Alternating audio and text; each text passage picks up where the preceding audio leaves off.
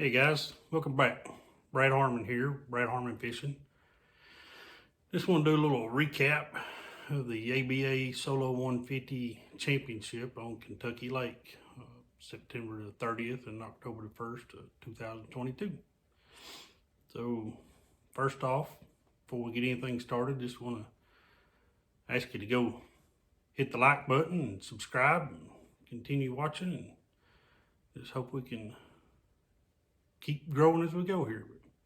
Anyhow, so ABA Solo 150 is, as it states, a solo event, which means you fish by yourself. And they got two divisions, one Southeast Division, Southwest Division. And for the championship, they take top 15 out of each division, qualifies and advances to the championship. And I was 7th going into the championship in the points for the Southeast Division, and they take the top 5 out of each division after the championship in the points, advances on to the Ray Scott Championship, which is on the Red River in Louisiana in April of 2023. So, as I said, I was 7th going into this. After the tournament, I had a 3rd place finish in the tournament, and it moved me up to 3rd place in the points overall. So we've qualified for the Ray Scott in April. So good to go there. As a recap here, just kind of wanted to talk to you about what I did. I released a practice video a few days ago that you can go back and watch for my practice. It was tough. It was a tough tournament. There was only 3 limits weighed in 2 days out of 26 boats that actually showed up for the championship. There's 35 that can make it, like I say, 15 out of each division and 5 from the wild card event. So that, like I say, there was 26 that showed up, and only 3 limits weighed in 2 days, Friday and Saturday. So day 1, I had a topwater bite going on. Had my chances to do real good. Should have probably been leading after day 1, but that's part of fishing. I didn't capitalize on the bites I had, and only landed 2 good keepers on topwater. Lost a couple, and then had a couple that just absolutely just missed my topwater bait. And then later on, I ended up catching my 3rd and final keeper on a square bill. So day 1, Yankum custom tackle rod, medium heavy, with a whopper plopper, bone color. It's the medium whopper plopper. I don't know the actual size, like a 105 or something. I don't know the numbers of it. K9 fishing line, braid. I think it's 45-pound test on it. Lose reel. And that was my setup for my topwater. It's kind of goes back. It works real well for me. Normally I'll use a medium action rod when I'm using braid, but for the whopper plopper, I just felt like I wanted a medium heavy, so that's what I went with. But there again, it goes back to what you prefer and what works best for you. But that's what I used for my topwater. For my square bill for later on in the day, Yankum custom tackle rod. It's a 7.3 medium action, and I caught it on just a 1.5 Strike King in the Tennessee Shad. I was using K9 100% fluorocarbon, 12 pound, and a Shimano Corrado reel, and that was my square bill setup. All I use is Yankum rods. Been using Yankum rods for 8 years now. I have a lot of good luck with them. I've only ever broke one rod or had any trouble out of any of them. And that one rod was my fault. Actually throwing a swim jig, and it caught on my eye when I made the cast. But anyhow, great rods and great backup behind Wally. He takes care of me anytime I do have an issue, but like I say, I've never had one other than that rod, and he replaced it. But getting back to our recap here, there again, You know, top water was first thing you'll see in the video, and then later on the day I had my square bill last bite for a keeper. I caught, I think, 2 or 3 shorts you'll see in the video, and a couple of trash fish. You know, the wind was tough both days, 15-20 mile-an-hour winds like that all week. And, you know, I run around looking for pockets that had bait fish in them and just trying to get out of the wind. And got lucky, and, you know, wasn't any bass in them to begin with first of the week, but as the week went on, the fish started showing up in those pockets, and I had a couple that I just felt like was going to have the fish, and luckily had enough fish to get me through. Marked probably a couple hundred brush piles. I had a dozen or better that I felt like was going to hold some fish, maybe for the tournament. Run around, hit those. Missed one fish, I think, on day one. And then day 2, you'll see, I'll post another video here in a few days with a recap for the final day. But anyhow, just hope you enjoy and watch. And like I say, hit the like and subscribe button and share if you want. And just continue to come back to watch. Thank you.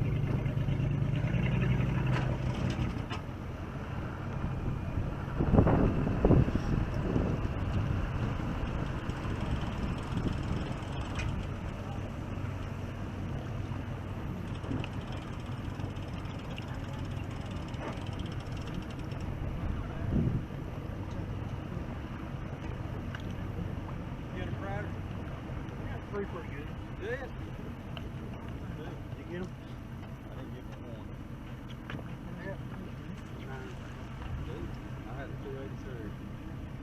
I caught 8 or 9 fish today.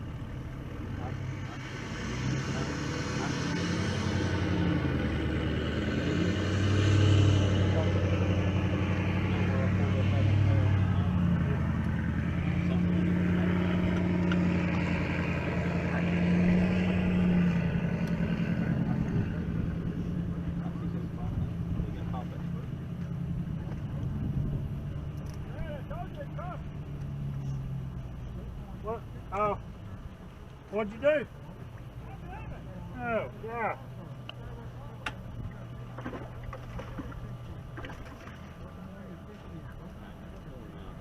Nah, it's like 9-8 with the bobbers on it. I got from 9. Did you catch any of them in hot water? One right there. One there. And the second one. They just go like they did it. Well, yeah, no. I mean, they just broke up there. They weren't able to chase them down the bank.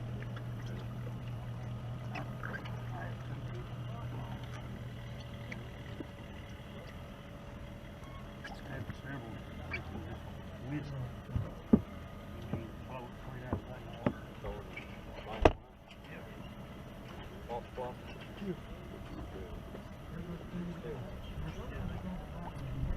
You get lemon? Really? Yeah.